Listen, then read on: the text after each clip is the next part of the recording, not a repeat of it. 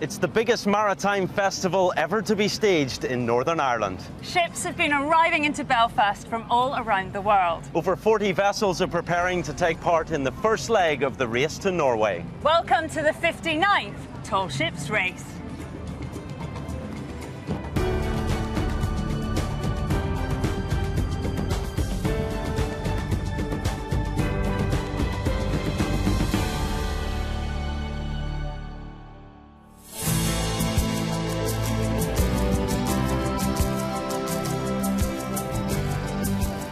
Some of us have been out of our comfort zones this week learning about all things nautical, but thankfully we have an expert on hand, double Olympic gold medalist Shirley Robertson, OBE. Great to have you here. It's great to be here. You know the definition of an expert, more than 100 miles from home, so I qualify. I will do my best. I mean, I've been sailing all kinds of different boats from the age of 7, small yachts, giant yachts, tiny dinghies, but nothing quite as grand as the Guayas. We've been very kindly invited on board this Ecuadorian naval training vessel by Captain Zumarraga and his crew. We'll be getting a look around this magnificent ship a little bit later, but first let's soak up some of the atmosphere around the docks. Claire McCollum has been out and about. I am indeed, yes. The Belfast Titanic Maritime Festival has so much going on, from the tall ships themselves to lots of fun things to do, like this. And we sent BBC weatherman Barra Best to meet some of the trainees taking part in the race. Well, I seem to get the wettest jobs. I've been in the water, I've been on the water. Why is it? Is it because I've got the shortest haircut? It's the sunburn he has to worry about. Well, as we said, we're here on Guayas at Pollock Dock, and we're surrounded by both naval and civilian vessels. Yes, the docks are buzzing with crews of all nationalities who've been flooding into Belfast port over the last number of days.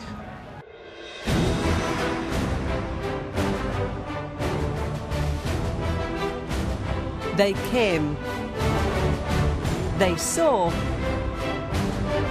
and they conquered. Ocean-going giants from another age, taking command of Belfast Lough.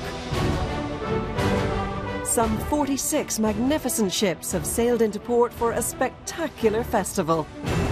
Belfast was a big history, and maritime history is exciting for us as sailors. It would be very beautiful with all the tall ships in the town, right beside the Titanic dock. It's the third time the Tall Ships Race has come to Belfast since it was founded by Sail Training International back in 1956. And the organisers insist that at least half of crew on every boat must be aged between 15 and 25. Our ancestors, they traveled like this like 100 years before, so it's like going on the paths of our ancestors. It's giving young people the chance to change their lives by sailing big boats on big journeys. It's just fantastic to have all the elements of nature around you. The sun and the wind and sometimes rain also is nice. And great ships like the Lord Nelson typify that spirit, specially designed to be crewed by sailors of all abilities. About 2,000 sailors from 30 nations are in Titanic's hometown, on vessels of every shape, size and age. She is actually the youngest vessel in the tall ship race. We have only been sailing her since 2011. This vessel is like a replica. She is built like tall ships were built about 150 years ago. When I think of it now, the power of the ship, the size of it, going up the mast, all of it, it was just amazing. And there'll be many more memories made as the fleet sets sail to Norway from Belfast. I've had a look around and these ships come in all shapes and sizes. You've got your traditional idea of a pirate ship, smaller yachts, and then something like this. But to be brutally honest, I'm not entirely sure what makes a tall ship a tall ship. Thankfully though, I'm in safe hands. Oh, I've got a big job, haven't I, explaining this to you. OK, well, Gavin, you have your barks and your barkatines and your brigantines and your brigs and your ketches and your sloops and your schooners. Northern Ireland has a strong maritime tradition. The first recorded large ship was built here in 1636 and was called the Eagle's Wing. By the time the luxurious Titanic was built in 1912, Belfast had the largest shipyard in the world. But these were different types of ships. Belfast had a reputation for steel and engine rather than sail and wood. So don't be embarrassed to ask, it's complicated. Just what is a tall ship?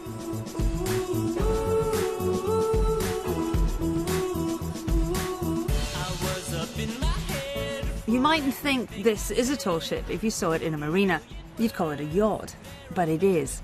The term only took hold in 1956 when the tall ships races began. There are really two different types of vessels, those over 40 metres and those under 40 metres. But the big daddy of them all is the Class A fully rigged ship. The longest this year is the Stadstrand Lemco at 97.2 metres, the length of 10 double-decker buses, while the shortest is the Black Diamond of Durham at 13.5 metres. The four classes they're put into deal mainly with the variations in sail types. Square sail is the most traditional type of rigging. They're called square not because of the shape, but because they are perpendicular to the keel.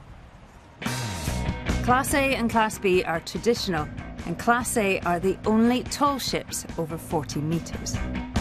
Gaff rig four corners and Bermuda rig triangular sails are not at right angles to the keel. There are many types of ships within these classes, the differences being in the number of masts and type of sails used. What's a spinnaker? A spinnaker is a parachute-like sail that helps when sailing with the direction of the wind.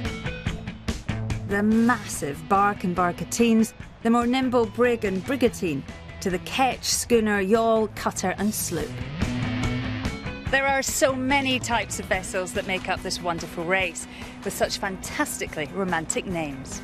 You don't need to remember any of that. The important thing to realise is the breadth and variety of ships taking part in this event. Also, you don't need to sail on a massive crude ship to have an amazing sailing experience. Well, that's that cleared up. When the tall ships leave Belfast, they'll be joined by a number of trainee crew from Northern Ireland. Many of those taking part have no experience of sailing or of being at sea for any length of time. Preparations and training began earlier this year, and Barra Best went to meet up with some of them as they get ready for the trip of a lifetime.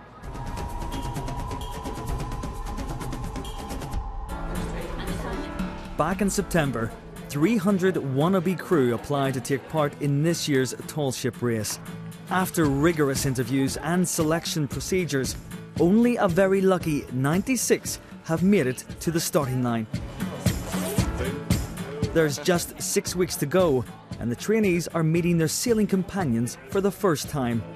They'll be at sea for 10 days and 10 nights, and most of them have no idea what to expect. Bigger shoe size this end, smaller shoe size that end. Stephen Durrant is the man whose job it is to turn this bunch of landlubbers into salty sea dogs. We're teaching them a few of the nautical terms, the basic level of knowledge you need to go on board with. For instance, most people would think it's just a rope, but on a boat it could be a sheet or a halyard. So we're trying to give them as much knowledge as possible. This is known as a human knot, or otherwise known as any excuse for a cuddle. They have to be able to work closely as a team to inspire their trust, getting them in close proximity to each other, and really about them working through the challenge. So it's all about sort of breaking the ice and really about bringing them to the point where they're working as a team. What level of training are these guys at the minute? A majority of them have no experience whatsoever in sailing. We do have the occasional one who does have a bit of sailing experience, but not to the extent of tall ships. A big challenge. Can anybody do it? Could you teach me to do it? Well, we can give it our best try.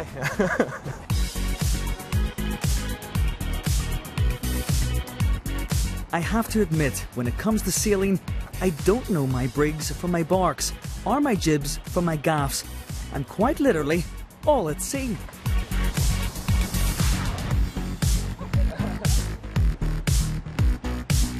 Well, this is the first time I've been on a boat like this. And I have to say, as long as the boom doesn't knock me out, I'll be happy. Okay, so here we go. We're going to steer the boat. hasn't been difficult at all. It's been really fun. The training's been really good. What are you looking forward to most? Getting on a tall ship and learning something new. Although the tall ships are a lot bigger vessels, it's the same sort of sailing principles that we're learning. Dinghy sailing and powerboating and all, it's brilliant. It's brilliant to do, it's a new experience for me. Not everyone is a novice. I've been selected as one of the mentors, so we have to look after the young people, and it's a learning experience for both of us. It's the younger people are getting lots of fantastic life experience that will stand them in good stead the rest of their lives. And also I have a lot of friends who did it back in '91, and they've spent 20 years talking about it, and I'd like to join the conversation. For this group today, finding their sea legs has not been a problem. That was great fun. The weather has been perfect and I didn't get wet, but I have an awful feeling my training is not over yet. And Barra will be out again with the trainees a little bit later on. Now we've our very special trainee here on the programme. So to get Gavin up to speed, we sent him back to his hometown on the north coast to join the crew of the Guayas for a night at sea.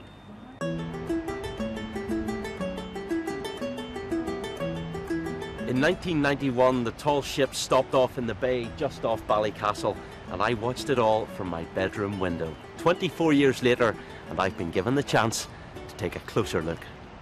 The majestic Guayas, an Ecuadorian naval training ship designed to give midshipmen a first-hand experience of life at sea. The crew have come out to say hello. I think we should probably get on board.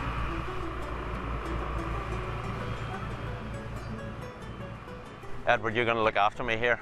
I'm going up a mast. It's actually really fun to go upstairs. You're going to be great, I think so. Yeah, brilliant. Thanks.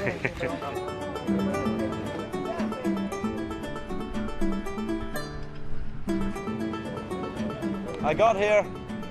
It's a long way to the top. I'm not going any further.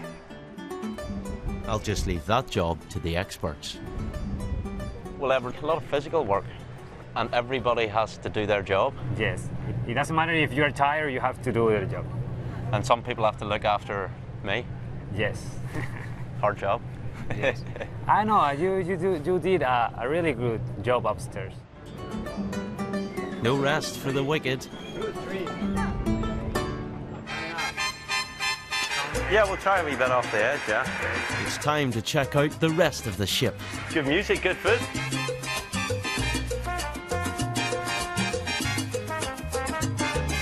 How many clothes are you washing? 26 personas here. For 36 people daily. Well, this ship has everything covered. You can even get your hair cut.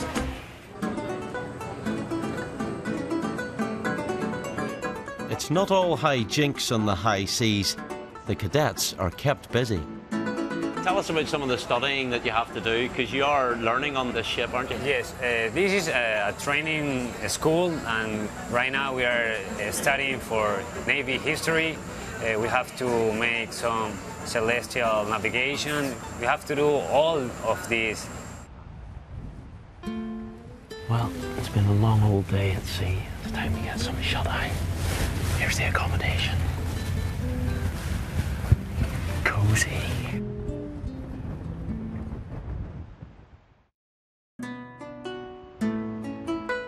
It's 4 a.m, a bleak and foggy start. A little bit eerie. A far cry from the tropical sunshine of South America.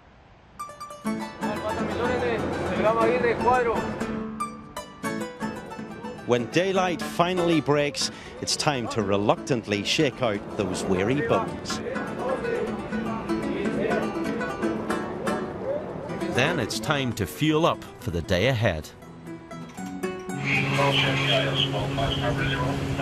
This is Tall Ship Guayas, over.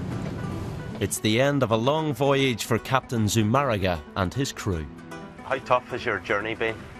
The weather has been really kind with us, and the wind has bring us here. The weather has been kind until now. Que si el clima está bien hasta ahora.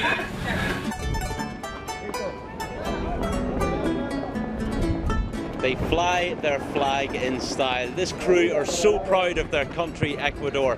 Next up, a new experience and Belfast. Well,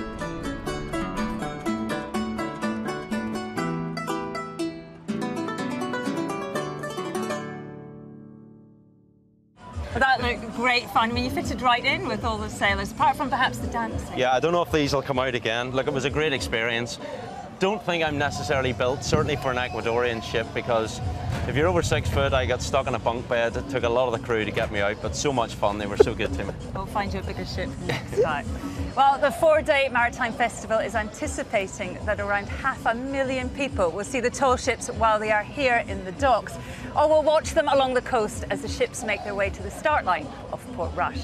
But it's not all just about the ships. There is so much more to see and do.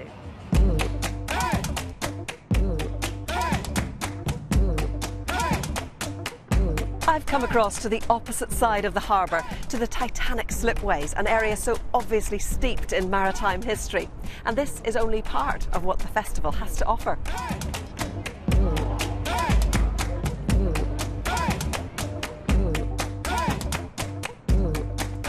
There's so much to see and do here, but I think I might take a step back in time and enjoy a well-earned break on board the SS Nomadic. The Nomadic is the last remaining White Star ship, often referred to as the mini Titanic, and has been brought back to Belfast. That's lovely. Thank you very much. Thank you. I'm eating in style where many of the rich and famous have sat before.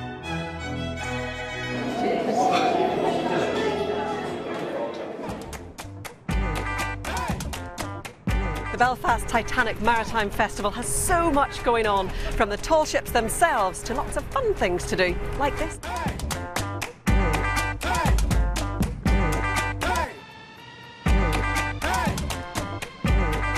What have you thought of the festival so far? It's incredible, it's amazing, there's so much to see. I mean, you could spend a whole week and still not seen everything.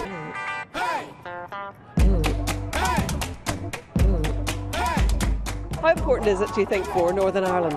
Oh, hugely important. This is an international festival, so it's really, really good to see something positive, and lots of people coming down to the docks. We got married in Thailand on the 24th. Thailand the other day, so we're just back home for a wedding reception. And yeah.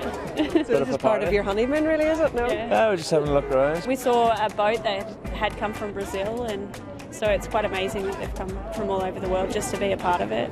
Many congratulations. Oh, thank you very much. Saw like one all the way over there, like it was like a pirate ship. I'm over the moon about being a part of it. First of all, the ships, I love it. The last time it was here, I was down. Everybody came down to celebrate. It's been brilliant so far. The Maritime Festival is spread out over 1 square mile, and according to this, I've done 12,000 steps so far today. So if you don't mind, I think I'm going to take the easy way back. Okay? Thank you very much, Chris. Bye-bye. Looks like great fun. Now, I wonder how many of you are old enough to remember the Oneida line way back in the 70s and 80s.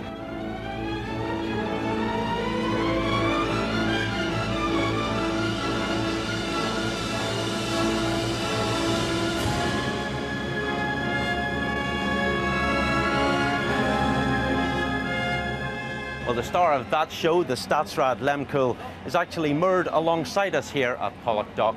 And Eleanor and Patricia were on board all the way from Norway.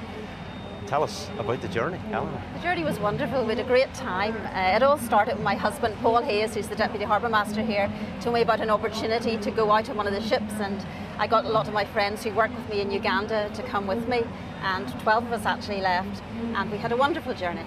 An adventure, was it? Certainly was.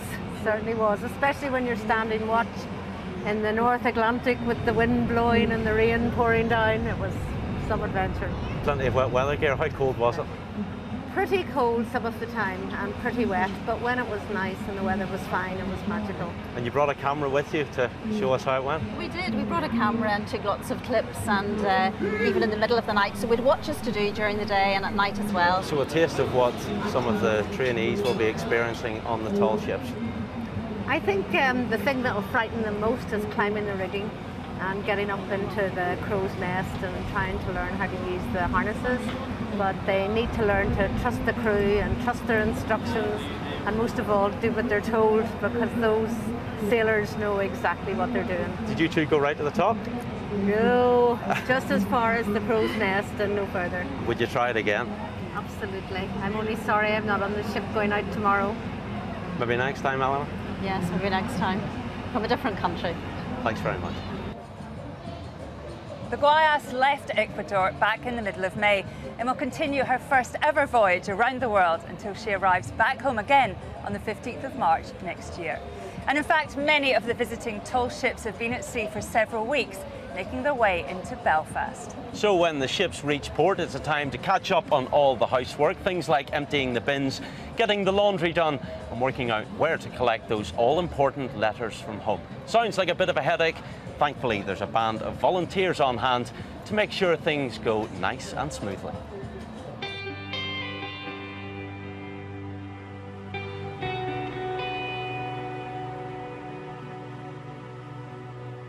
A liaison officer is really someone who will be running between the captain, the crew and the organisers. So anything that the captain wants, we sort out for them. Welcome aboard. Welcome to Belfast. Thank you. And I believe your printer is broken, so Yes, we need a new one. We have a replacement one ready for you to go, so it just needs to be picked up today. That's very nice. He just asked me would I hoist the flag for him, which is a great honour. But it's just brilliant that we're here on the Lagan in Belfast and be able to help people out. Friday night crew party is in the exits. It's also a great way to welcome an international crew, to get up close to some of these fantastic ships. I mean, I've been involved with tall ships twice before, but this is my first chance to actually volunteer. Bin bags, we've got blue, yellow. Yep, that's going to happen today, you think? I hope so. I guess the less glamorous aspects of the volunteering role mightn't be everybody's kind of cup of tea, but I think getting a chance to meet the crew, be up close and personal to them and up close and personal to the ship, it's a really lovely opportunity to have, and I really don't mind carrying away rubbish at all.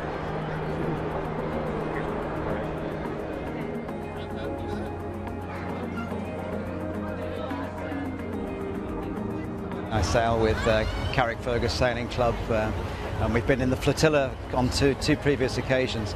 And it's a great showcase for young people to encourage them to get into sailing. With the maritime history in Northern Ireland, it's something to be encouraged. And joining us now is one of those busy liaison officers, Antje from Ballyholme, and her friend Tina, who's come all the way from Germany to enjoy the tall ships here in Belfast.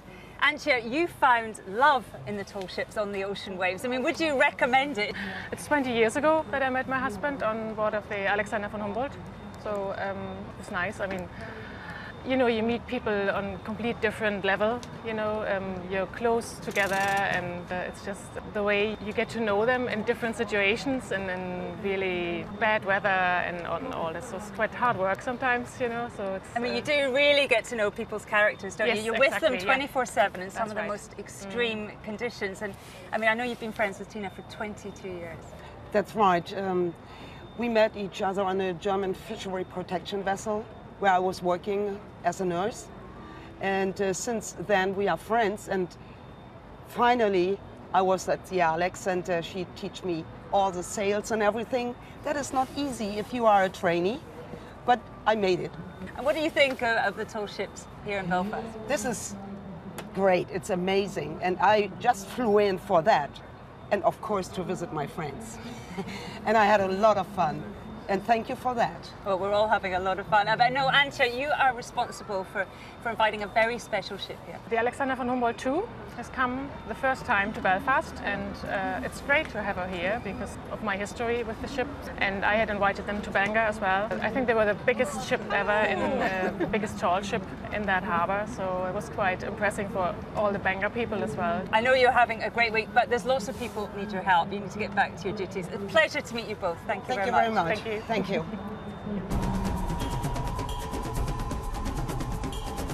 Well, I've just stepped into the BBC Experience tent here, and look who it is just round the corner. It's our very own Barra Best.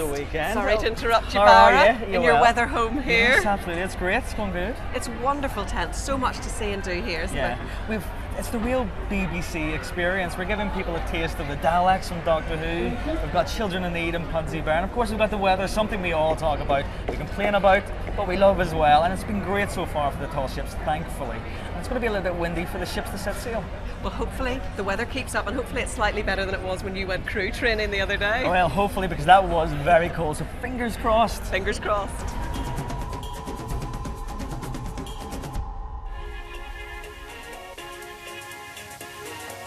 Who would have thought you needed a swimming pool to do a sea survival course? But you do. And if you're a trainee ready to set sail from Belfast on the tall ships race, then this is a vital qualification to have. I'm not quite sure what to expect, and I am a little bit nervous, but at least I don't have to worry about the weather for a day. We had a grueling classroom session this morning, but there's certainly no time to relax by the pool. We're wearing abandoned ship type life jackets. They're quite comfortable there, Barra? Not at all, very, very stiff. Our sea temperature around the coast is about 9 degrees. It's a much safer environment, gives the pupils a chance to experience what it's like to be in a raft, but they're not subject to the elements. We hope the students never have to use what we've been teaching them, but they know how it operates, how to get in and how to protect themselves. We can point out some of the features that's on the life raft from the classroom session this morning. We'll start with Joe. The emergency indicating light on top. Yeah. Step up. We've got the step there to help us get on into the life raft. I'm going to go for a safety valve. Our safety valves, our blow-off valves for when it inflates, yep. Reflective tape. On the top and round here. The rope's on the side so you can grab onto it and not drift off. Yeah, we can gather round the raft before we start to get in, yeah. Okay, so if you want to slip the raft in, back into the pool. Sliding the raft into the swimming pool is great fun, but putting it into practice on rough seas would be a different kettle of fish.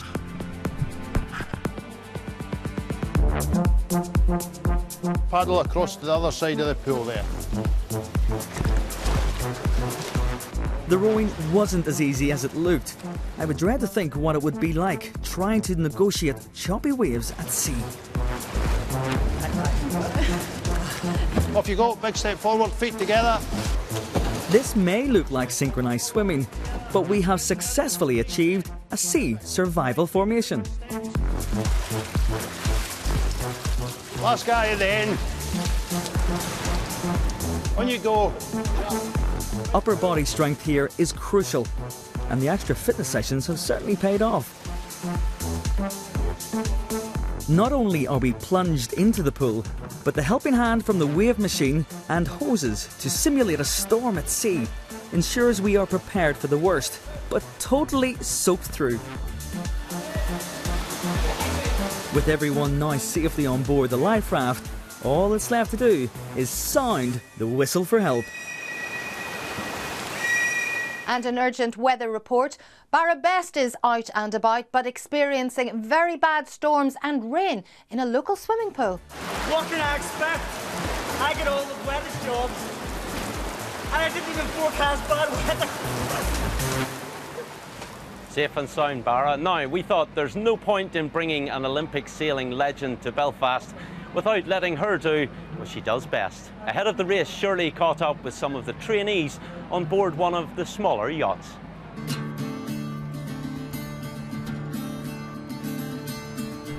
The Tall Ships Race is a race. Talk to anyone of any boat in the harbour and you get that real sense of competition. But there's a lot more than winning and losing going on here. Get your mizzen ready, get your jib. The training ship Rona 2 has a full-time team of 4 who are used to working with inexperienced crew. Hopefully I'll be okay then. A lot of people look at sailing and they think, oh, that's for tops, it costs a fortune, you know. How does it work with somebody like Rona? Well, we aim at trying to make it affordable for everybody, so it's very heavily subsidised. Each of the crew members pays less than 1/3 of the true cost for the week. We insist that they pay something, so they do value it. We're very fortunate in having a lot of very generous sponsors. How would you describe what you do? What's your role? The fundamental aim of the project is getting people to understand people from different backgrounds, realise that deep down we're all the same. We're all human beings and we can work together, live together, enjoy life together. What has gripped you about sail training and about this kind of activity? I think just the camaraderie and the working together, you know, actually understanding other people and how they actually operate, and just the feedback that you get from interacting and working with others, and the friendliness, the sea's a great leveler for us all, and yet here we are actually battling it and actually enjoying that experience of battling it. I'm curious to see how much they teach these trainees and how quickly they learn. For the trainees, it's been a bit of a culture shock. It's a very tidy cabin, girls. Did you know we were coming? Yeah. Describe a typical day on board Rona 2. Well, you have a 4-hour watch and you go up on board and you put up the sails and you do everything, and then you 4 hours off where you cook the dinner and you sleep, pretty much, and then you clean. Sounds really hard work.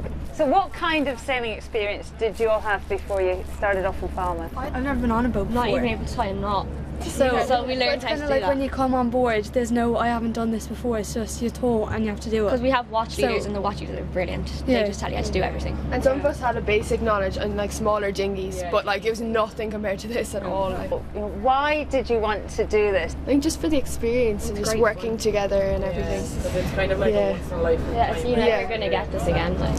If you were giving advice to someone who was thinking about coming, what would you say? Do it. Like it's so scary thinking about going to do it and before you leave home and all, but it's so worth it. You learn so much here. Yeah. Like I know how to do all the knots now and I had no clue how to do it before. Can't help myself. That's good. Well done. It's easy to be seduced, starstruck even, by the amazing ships in the harbour. But for me, this is what the Tall Ships family is all about. Bringing young people together from different backgrounds, often different nationalities, and experiencing something truly special. And leaving with friendships, skills, memories, and confidence.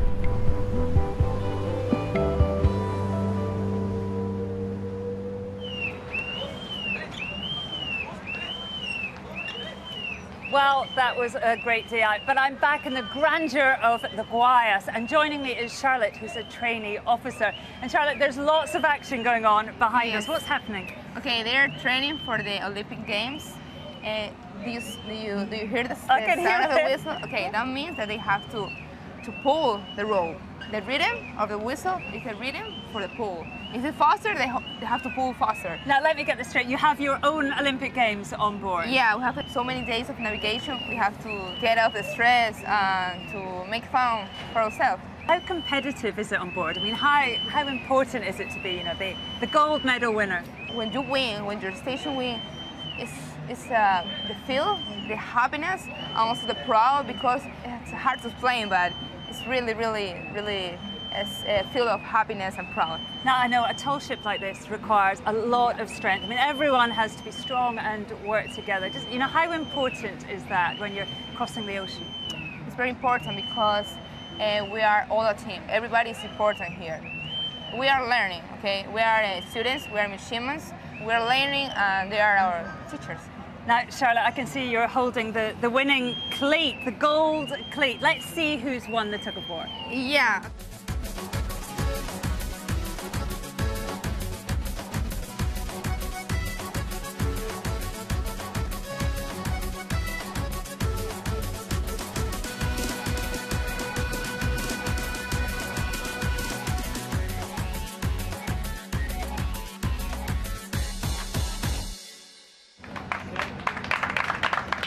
have the captain of the winning team, Andres. Congratulations, winner of the 2015 Belfast Guayas Olympics. Well done. Thank you very much. The crews from many corners of the world make a spectacular parade through the city.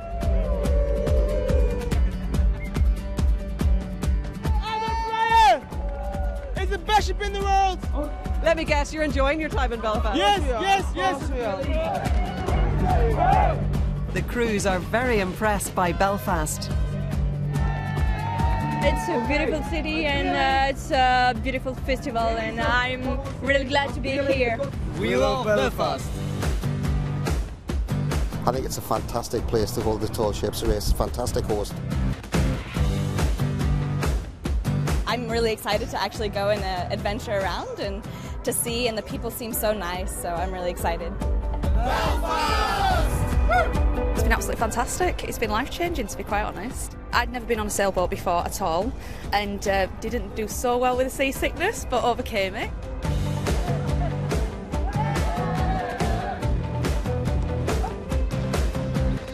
Many of the visitors are very impressed by the majestic ships. Have been great, and even how courteous the people are too, like, you know, and able to speak to them and show you round and that and find out a bit more about them too. I liked when I was ringing the bell. Wow, you got to ring the bell. What ship was that on? The green one. These ships are fantastic. It's the first time I've actually get to see them, but I don't know if I'd like to be on one around the world, I must say. What's been the best bit so far? I think visiting like inside the ships. I think they're really amazing. The Tall Ships 2015 will certainly put Belfast on the map.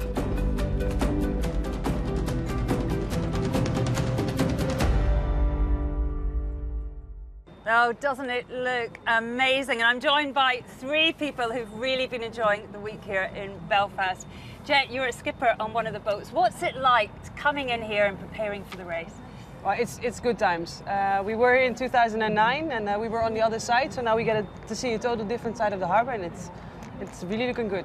It's an amazing big festival, so well done. And lots of support, loads of people. But, you know, I'm wondering, just about start time, you're in charge of the boat and the crew.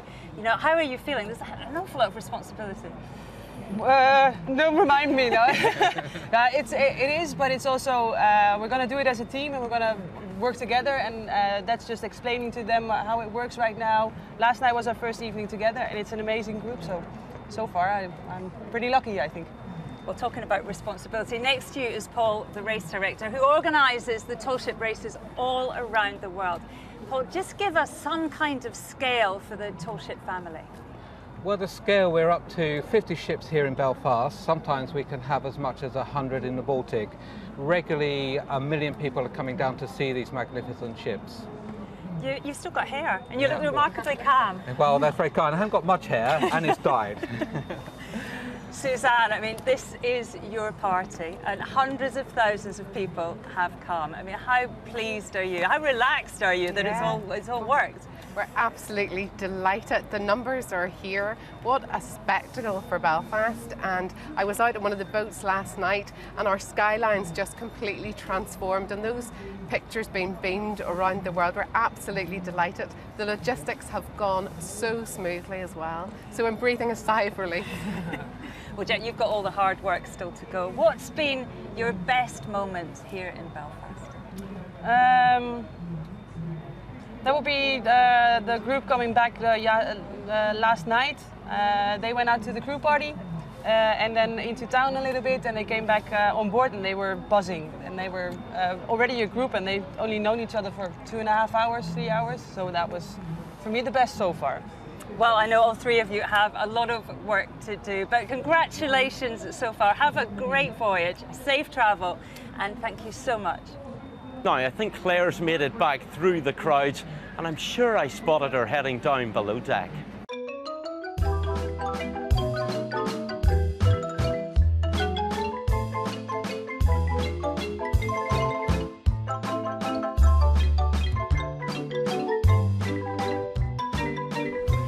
There are lots of international food markets here at the festival, but I've come down to the galley here to meet Chef David. Buenos dias, David.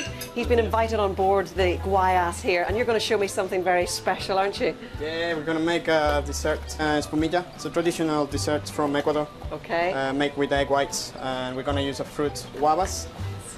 Ecuadorian guavas. Ecuadorian guavas. Yes.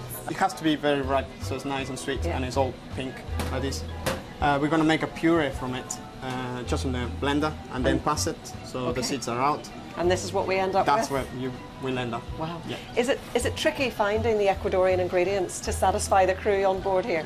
Well, no, the boat will have a lot of purees frozen, ready to make juices and desserts. They have everything downstairs on the freezers. Well, let's get cracking. What do we need to do first? So first, we had white already sugar. This is like making a meringue. Okay. What you're going to do is you're just going to take the egg whites from there and put them in there. You trust me to do this? I have cracked eggs before, you know. No problem. It's a huge honour to be invited to chef on board a ship like this. So how many do you feed on board here, David? What they do is they feed 150 people. 150? Yeah. Goodness. So while we are doing this, they're getting ready for lunch. Strain. Okay. And we're going to put some of the puree in. I've used a whisk before.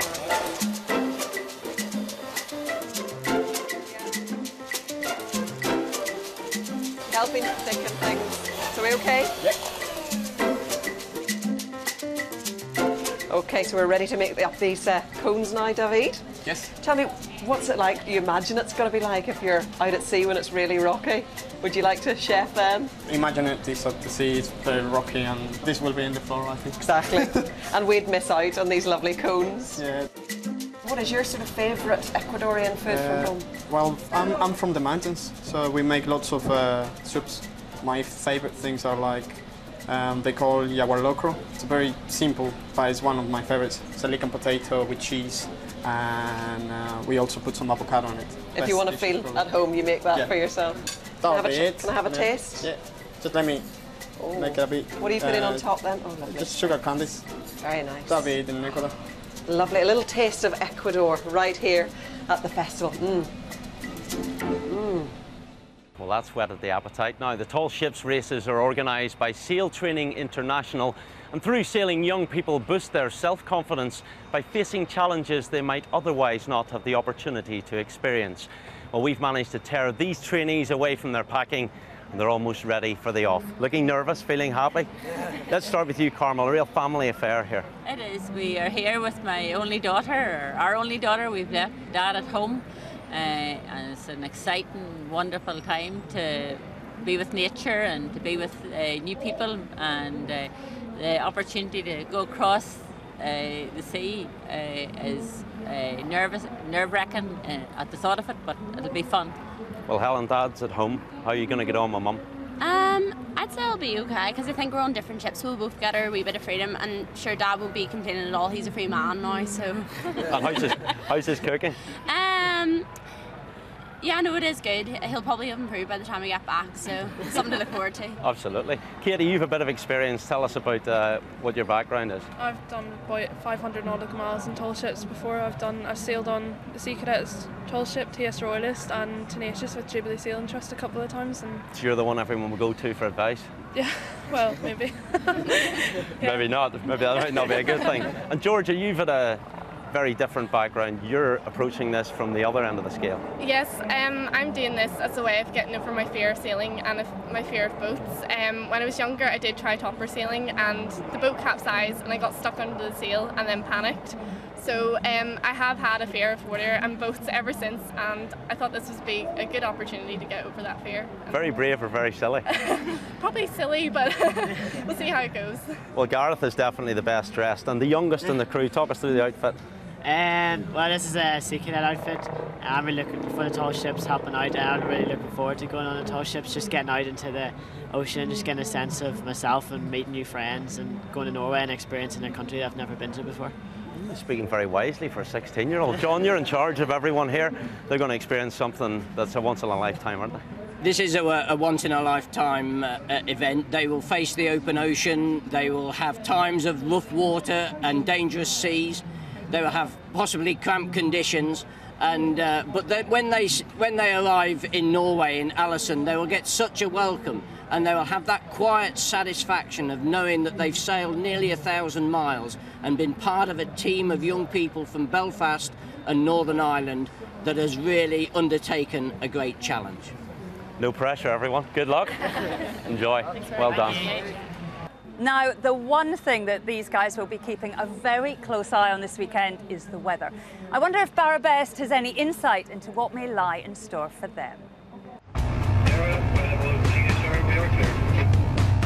There are so many maritime traditions based around the weather, from whistling on board, creating a breeze, throwing stones into the water, bringing storms and swell, or having a horseshoe nailed to the mast, protecting against the storms. Why is the weather so important? Well, because when you're out on the ocean, it can become the most vital element you rely on. When running on sail, these ships are very dependent on the conditions. High seas and high winds can make for uncomfortable sailing. John Wiley from the Met Office knows just what the ships need to succeed. Are there any particular weather conditions that are useful for the tall ships? Well, I think wind has to be the key element that's important to tall ships. We're looking at how many sails you can use, how you can actually steer your vessel, and if you've got a good strong working breeze, that's probably a good force 5 on the old Beaufort scale, somewhere around 15 to 20 miles an hour of a wind. That allows you to put the sails up and get moving. How can technology be useful? Well, it's the power of computers that really makes such a difference nowadays. 50, 60 years ago, we really only had weather observation from ships which were at sea, and by the very nature of vessels, they wanted to avoid the strongest winds, so very often where the weather was worse, we weren't getting information. Now we can look at satellite information that can measure conditions at the surface of the sea and in the atmosphere, give us a much better idea in data-sparse parts of the globe and help us to actually improve the weather forecast. Will some of the more weather-savvy sailors take advantage and get a head start on their competition? You can be very, very savvy and take a more northerly route or a more southerly route. Take advantage of the wind conditions that allows you to make the best use of the equipment that you have on board, of your sails. And if you can get a head start by knowing what the weather's going to do 2 or 3 days out, then I think you've got one up on the opposition. But even with modern safety equipment and trained crews, the weather can still lead to the sinking of some beautiful tall ship history. So, what are the things to look out for here in Belfast and indeed on the 10-day journey to Alesund in Norway? Who better to know than the Harbour Master?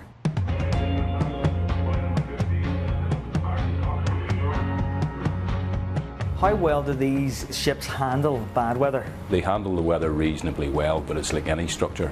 You know, there is a limit to what they can take on board. And given the fact that some of these ships are capable of doing in excess of 15, 18 knots, that's not a slow speed either on a sailing vessel or a conventional vessel. So if the weather conditions aren't right, you have to adjust your speed to suit the weather. You've made that journey yourself, albeit on a conventional vessel. What are the challenges that lie ahead? Navigationally, there's plenty of clear and open water, but the open water comes with the weather challenge. So, I mean, they'll depart Belfast and the race will commence on the Monday morning off Portrush. They'll head up through the Outer Hebrides and through the Minches and then out into the open Atlantic. Depending on the weather conditions, they may choose to go north of the Shetlands or they may choose to go through the Fair Isle Channel.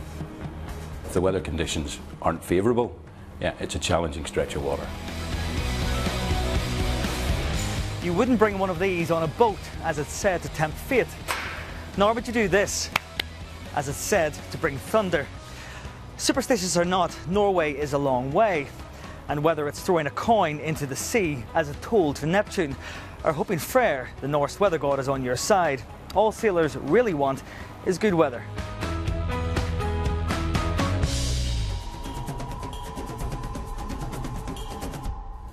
There are only 2 ships in the world that are designed to let able-bodied and physically disabled people sail together. The Lord Nelson is one of these magnificent ships. It has been adapted to suit the specific needs of the people it helps to train, from aids for those affected by a visual or hearing loss and access to all decks, rigging and equipment for those less able-bodied people. One of the inspirational stories on this particular journey is that of Bill Foster. The first time I actually sailed with the Lord Nelson, I came off it, I reckoned I could fly without wings. I keep trying to encourage people that there's virtually nothing that blind people can't do. And because I'm always sort of encouraging them to do things, I feel I have to go that wee bit further and say, yes, it can be done. Look at me. You become part of the crew, you do what everybody else does. The whole thing about it, doesn't matter what disability you have, everybody is encouraged to join in to the maximum of your ability, and sometimes even to go beyond what you think is your limit. And they say, a wee bit more, you know, and you're there, you know. But you have a particular challenge that you want to make this afternoon. Tell me about that. Yes, I've climbed up as far as what they call the fighting top. That's that first sort of platform up there. And I've gone out on the yard and I thought, I would like to get to the very top. So wow. It's somewhere about 120, 130 feet up there. I'm actually getting butterflies in my stomach just sitting here. I'm sort of looking forward to it. The ship is designed so there is no physical impediment to the crew. And the man who helms the Lord Nelson is Captain Darren Maggs. What do you enjoy most about being captain of this ship? I think it's watching the crew come together. It's when they come aboard and they start to settle in and they meet, they start to integrate with each other and start to learn a bit about the ship, and then they become part of our crew, not passengers. We don't have passengers on board here. They're part of our crew and they take part in everything. So navigation, cleaning, maintenance and socialising, of course. So seeing them all come together and become a large family, that's what I really enjoy seeing, and it happens every single trip.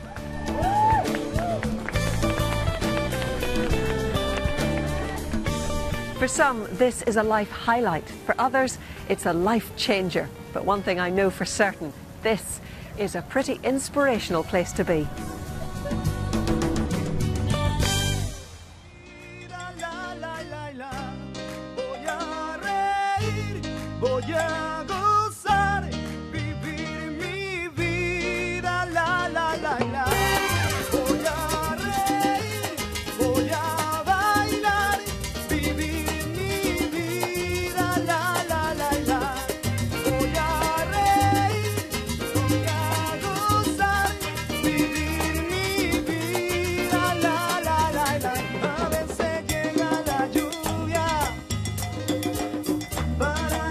Well, the party's in full swing here on board the Guayas.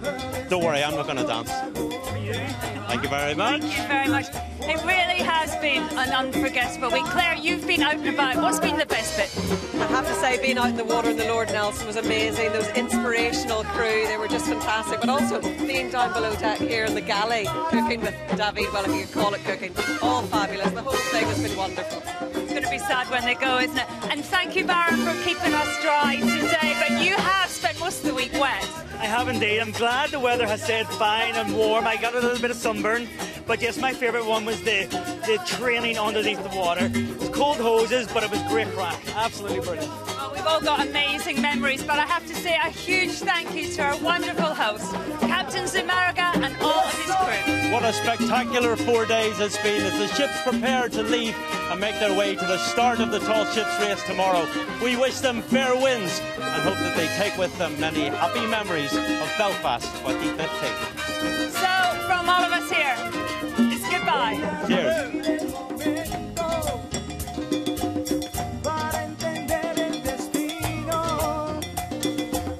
Voy a escuchar en silencio para encontrar el camino. ¿Y para qué llorar? ¿Para qué? Si duele una pena, se olvida. ¿Y para qué sufrir? ¿Para qué? Si duele una